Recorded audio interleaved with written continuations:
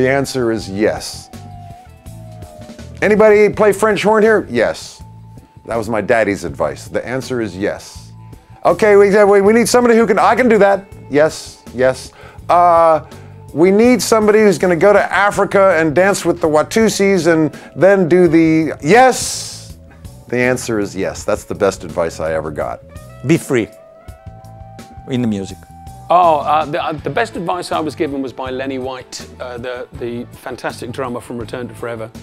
And as a 17-year-old lad, I flew to New York to knock on his door and be a pain in the ass, really.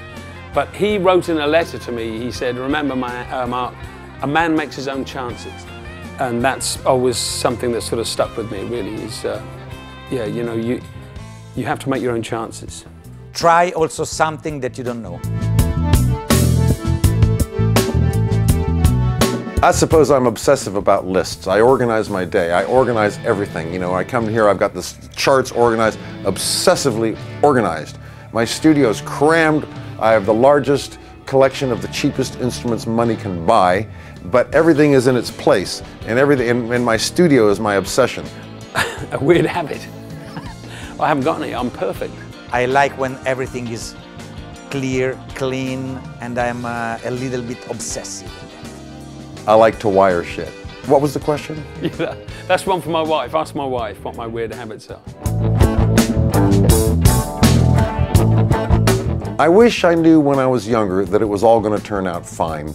It does turn out fine, and it turns out that the more dues you pay, all those terrible predicaments that you've been in, they all add power and luster to your life, and that you will get there. And I wish I knew, because I was nervous and anxious, and what's going to happen to me? Am I ever going to get anywhere? You will get somewhere. You know, whether you climb the highest mountain or whatever you achieve in your life, whether you just get a nice job and a nice family, all the people I know my age, up, down, middle of society, anywhere in society, us old bastards tend to be pretty cheerful. Oh, I wish I knew that you're not immortal, that time runs out, you know. I wish that, you know, when I look like the stud, I'd made the most of it. Nothing. I like to discover things little by little. My greatest indulgence would have to be caffeine. I am a coffee freak, and this is a recent problem, folks. I got one of those automatic coffee machines, and I just think that, you know, I'm allowed to have one when I get into the studio at 7:30 in the morning-ish, and I'm allowed one at 11, and then I get to have one after. Okay, I get to the studio at whatever time, and I have a coffee, and then, you know, like an hour later, I deserve another coffee because I've worked hard for an hour. And then just somehow before lunch, if I can have fewer than 5 coffees, that is a very disciplined day. Really good food. This is why it's a joy being here in Italy. I enjoy really good wine, great wine from all around the world. So many great wines being made. And both of those things are indulgences, really, because, you know, if you do too much of it, it's not very good for you. So I would say, yeah, probably being a bon vivant and going out and wining and dining are my biggest indulgence. No, it's not very flash, I'm afraid to say, not very rock and roll, but that's kind of it. With everything.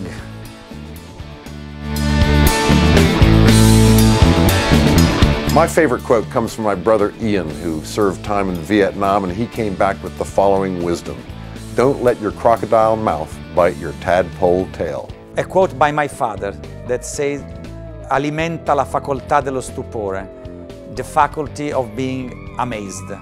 Keep on the faculty of being amazed. Do unto others as you would have them do to you. In other words, you know, be nice to people and they'll be nice to you back. So.